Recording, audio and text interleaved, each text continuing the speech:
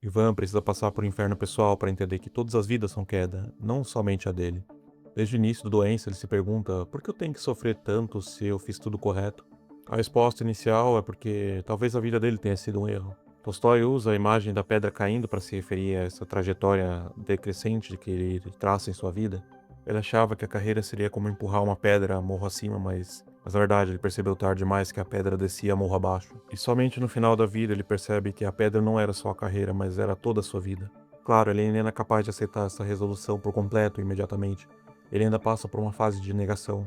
Talvez a mais emblemática sejam os episódios de sonhos e memórias que ele tem da infância enquanto ele agoniza. Eu conjecturo que aqui a mente dele esteja até de forma talvez inconsciente, tentando regredir. É como se a infância fosse um paralelo da morte, um estado que também é próximo da não existência, mas nesse caso a não existência anterior à vida. Há uma simetria brutal entre o pré-vida e o pós-vida, pois eles são os dois nadas, e a vida seria o que preenche esse espaço entre os nadas. E por isso ela é tão significativa para que ele possa entender que talvez a sua vida também tenha sido um nada. E é por isso que eu acredito que a infância volta com tanta força no momento da morte. Mas no fim ele consegue alcançar a realização de que talvez seu sofrimento nada tenha a ver com a forma como ele viveu. Dessa forma, o sofrimento é quase como um ato de misericórdia do destino. Uma chance final que a vida lhe dá de ter essa compreensão, esse insight tão valioso. Mas nesse caso, apesar de o sofrimento ele ser democraticamente distribuído, para Ivan Illich ele é essencial, porque para homens como ele, extremamente endurecidos pela convenção social, talvez somente essa dor extrema fosse capaz de abrir uma brecha nesse seu orgulho. E é justamente isso que permite que ele exclame no final: que bom, mostrando o seu alívio por finalmente ter compreendido algo essencial sobre a vida.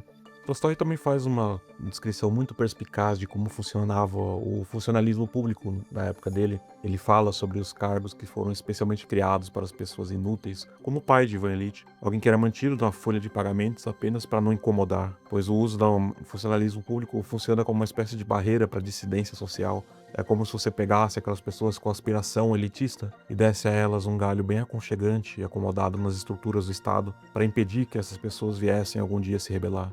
E como resultado disso, nós temos figuras como o Ivan Illich, que é o perfeito burocrata medíocre. Isso fica reforçado no capítulo 3, quando ele fala sobre a sua grande viagem, uma pequena turnê pela capital, Petersburgo, para conseguir um cargo que pagasse mais. É aqui que chegamos no ponto mais incômodo dessa digressão, porque historicamente a figura da viagem sempre esteve associada com a conquista, com a aventura. Pegue casos da literatura como Ulisses Argonautas ou da vida real como Os Grandes Navegações. Há uma ironia profunda aqui, pois na verdade não há nenhum tipo de aventura, risco ou conquista. Ele apenas busca um galho melhor para se assentar, um galho melhor dentro da mesma árvore burocrática. Nesse sistema você tem a coroação daquela pessoa medianamente competente e que em outras situações jamais seria celebrada. E não deixa de ser curioso que esse padrão se repete e de certa forma até piorou, pois hoje em dia o Estado não usa somente o funcionalismo público para calar uma elite possivelmente dissidente, mas também para comparar a vozes, artistas e pessoas de renome para que eles jamais venham a criticá-lo abertamente, funcionando como uma espécie de censura, mas não pela truculência da repressão, mas por um mecanismo mais insidioso que é a cooptação dos espíritos. E se já estava ruim, hoje ficou muito pior.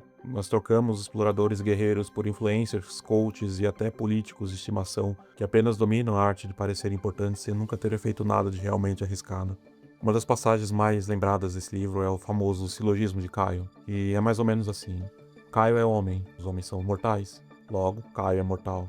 Ivan Illich parece concordar com essa afirmação, desde que Caio seja uma pessoa abstrata, mas quando Caio se torna eu, o raciocínio desaba completamente. Ivan tenta se convencer que ele não pode morrer por ser único. Ele se apega às memórias e à figura que ele construiu para reforçar a ideia de que ele não é Caio. Mas, ironicamente, ao usar as memórias como prova de repetibilidade, ele acaba reforçando a ideia de que ele não é uma pessoa especial. Isso acontece porque memórias são fugidias, dependem da lembrança de quem as carrega. Se ninguém se lembra dele, na verdade, Ivan pode se tornar tão abstrato quanto Caio.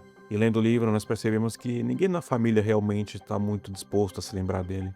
Na verdade, o mundo ao redor já o trata como se ele fosse alguém genérico. Ele não passa de um doente, um moribundo, alguém que vai morrer logo.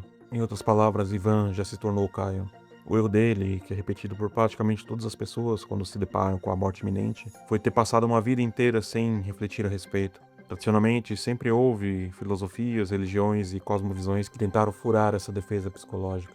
O Memento Mori medieval, a Ars Moriendi do cristianismo que é até mesmo a tradição budista da impermanência. Sem treino constante, a mente humana trata a morte como algo que pode acontecer com os outros, pode acontecer com Caio, mas nunca com eu. E Ivan é o exemplo perfeito dessa mentalidade moderna, do homem que nunca faz esse treino. Exatamente como o homem moderno que abafa os gritos da alma com o volume alto da TV, com o som ligado no máximo, com festas e mais festas todos os dias, justamente para que essa voz interior nunca consiga acesso à consciência. E quando a morte iminente aparece e nenhum desses mecanismos de anestesiamento funciona mais, a pessoa desaba como Ivan, diante do monstro da morte. Algo que, se ele tivesse parado mais tempo para refletir a respeito, veria que não é esse monstro todo. Neste ponto eu gostaria de propor uma interpretação mais cínica sobre a novela, baseada numa das imagens mais poderosas da novela, que é quando Ivan, já perto da morte, se vê sugado por um saco negro. A leitura padrão dessa cena se ancora numa interpretação existencial.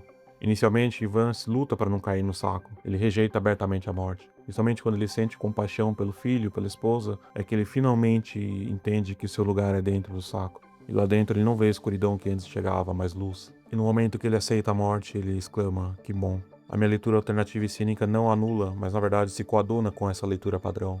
Eu acredito que a visão que Ivan tem dele sendo jogado para dentro do saco representa essa morte social que a família lhe impõe antes mesmo de que ele venha morrer. E uma cena muito esclarecedora, um pouco antes dessa cena do saco, há uma conversa entre um cunhado dele e os outros familiares sobre como Ivan, na cama, já parece estar morto, sobre como não há luz nos olhos dele. Em vários momentos a família o trata com indiferença.